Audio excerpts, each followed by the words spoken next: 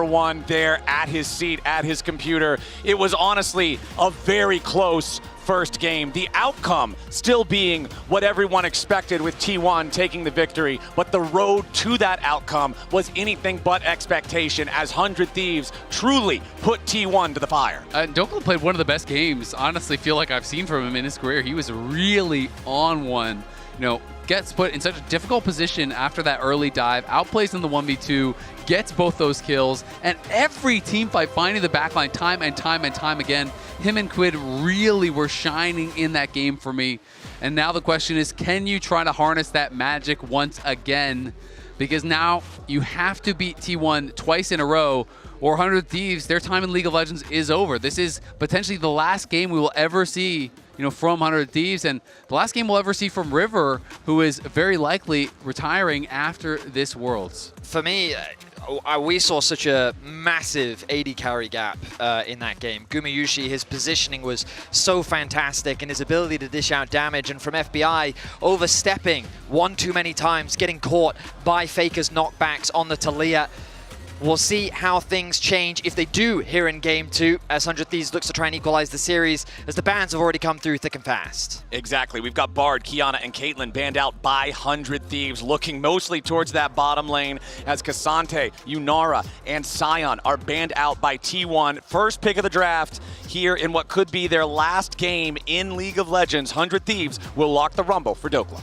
I mean, honestly, it does make a lot of sense. And, you know, when I'm thinking of Quid, I wouldn't be shocked if they're doing like a Yone Rumble, like full kind of like spicy style comp.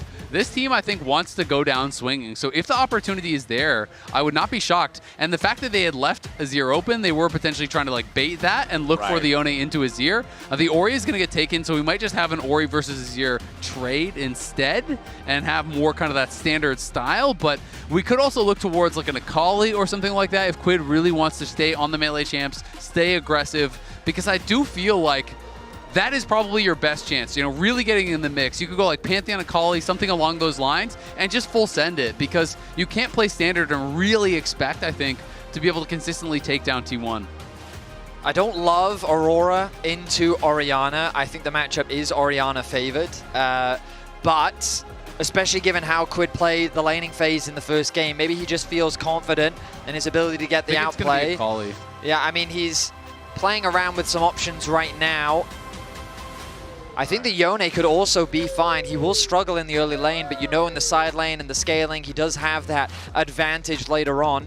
Yeah, I think basically what they were doing is you're leaving Azir Ori, and you're saying, if you go Ori, I go Akali. If you go Azir, I go Yone. Sure. And that's kind of like my read, just knowing the player and knowing they see themselves as underdogs. So they're not going to go, like, if this was in NA, he might just go Azir and say, we're just going to trade and I'll just team fight well and we'll win, right? But it's against Faker, it's against T1. You've got to get aggressive. So I actually really like the plan here early on from 100 Thieves. I think, though, what's very scary is giving Ona this Jarvan, especially pairing it up with the Galio. Those first three are nasty. T1 has a very solid foundation. Their dive and their protection. Akali loves the ability to lock down these low mobility mages, low mobility AD carries, and just execute them. But with the Galio protection on top, it's going to be that much harder for Quid to find those executes. I mean, taunt is so problematic for Akali. You get pulled right out of the smoke screen.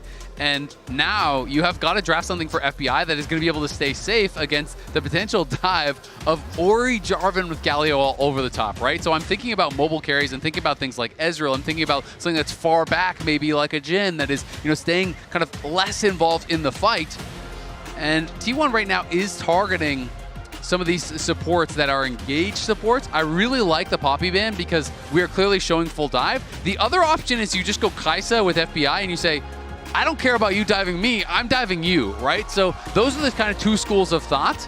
I think knowing FBI, like, I would predict that he would play something like the Jhin. That would be kind of my expectation, more so than the other options. But I do think you do have a couple different paths you can kind of take from here. And Ezreal ban does make a lot of sense, just seeing as, again, it's like, how do I stay alive against this?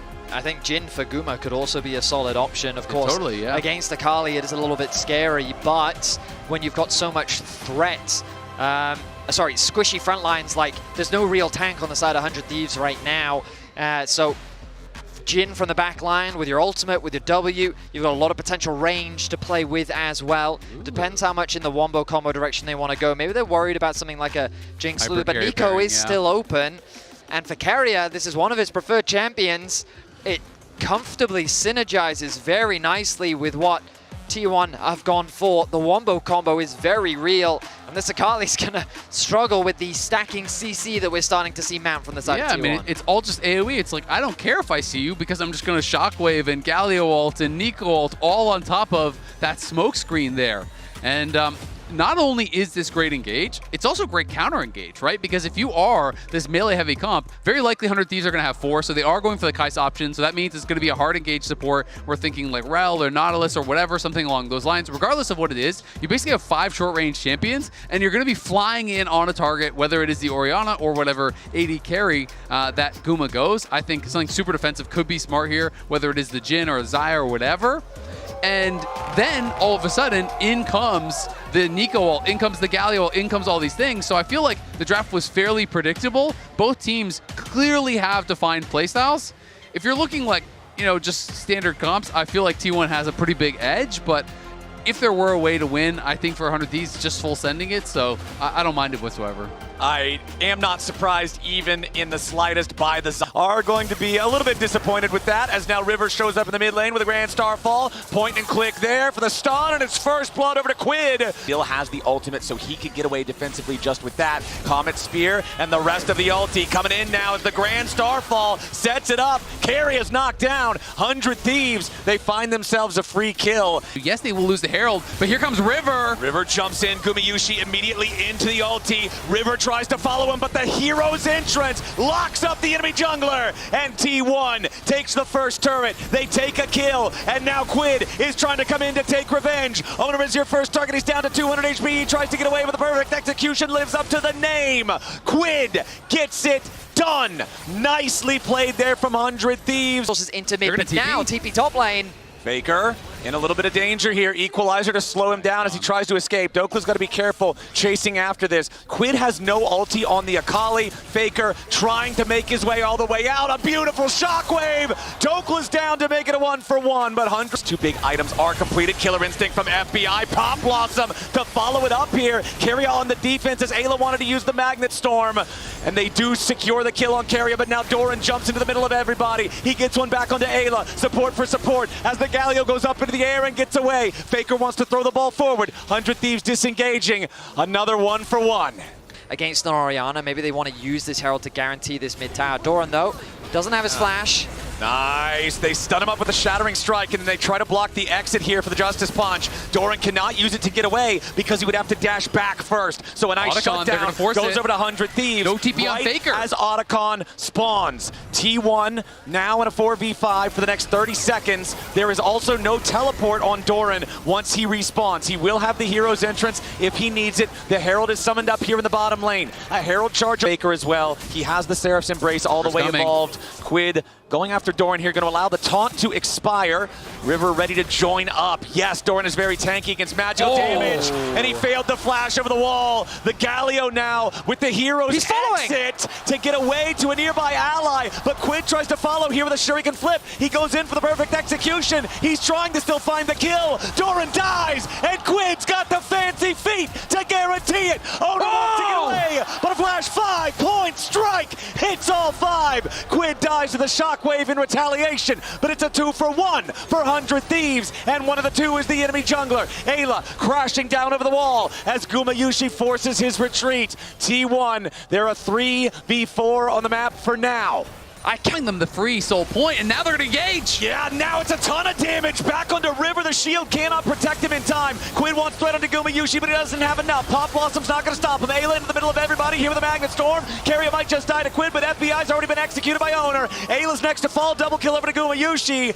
Keria dies, but it's so many dead on 100 Thieves in trade. Only Quid and Dokla are still alive as Quid tries to escape into the enemy jungle. Owner's got an eye on him here with the sweep. Quid still trying to get out, but Faker's shot. The team. Faker in an awkward position here. Yep, tagged by the first Electro Harpoon. Exhausted now as he tries to fight back. Owner swooping in to protect his mid laner. Meanwhile, FBI's in danger. Killer Instinct defensively. Faker burning down. Dokla burning down. A little bit more damage from Flame Spitter. Isn't going to get it done. Faker finds the first kill back into Dokla. Gumayusi under pressure. He tries to sidestep away. A massive outplay from Gumayusi defensively with the feathers to buy a little bit more time. But he is shut down by River. It's still 3 for 1, favoring T. Looking for it. He has no equalizer to try to stop this, but they don't need it just yet. Here comes Ayla. He's locked him up with a Magnet Storm. Faker trying to get away. He's very low on HP, but River's on the approach. Faker and Owner both getting away over the wall. Quid on the chase. He finds the shutdown onto Faker, and now he's got to try to get himself out of it. But he's not going to find the kill onto Quid here just yet. Owner's going to be burned down.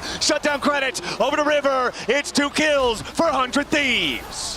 What a fight there from 100 Thieves. They force it. They find the angle. Quid is back to base, but he has no TP. River is low. Owner is dead. They can't start the Baron, though, because the rest of the T1 members are very strong, and the health spotted Keria. Like you say, Vedius, Keria has been spotted out. Important to note, T1 also ahead, 29 flower petals as Owner goes in for the Cataclysm. They're ready to back it up with Faker and Gumayusi. It's 2 kills for free, 1 for each of the T1 carries.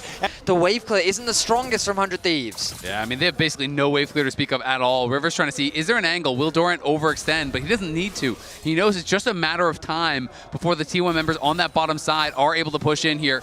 Keria is there. All right, first inhibitor turret already down. Into the back line goes River, but into the front line goes Keria. Pop Blossom. FBI's already down, and Ayla's going to follow. River dies to the back line of T1. It's 4 dead already, and with only Quid alive, T1 is ready to end this game. The Shockwave will not find the Akali. Quid will waste as much time as he can, but it will not matter. 100 Thieves left it all on the Rift in their final series of League of Legends, but the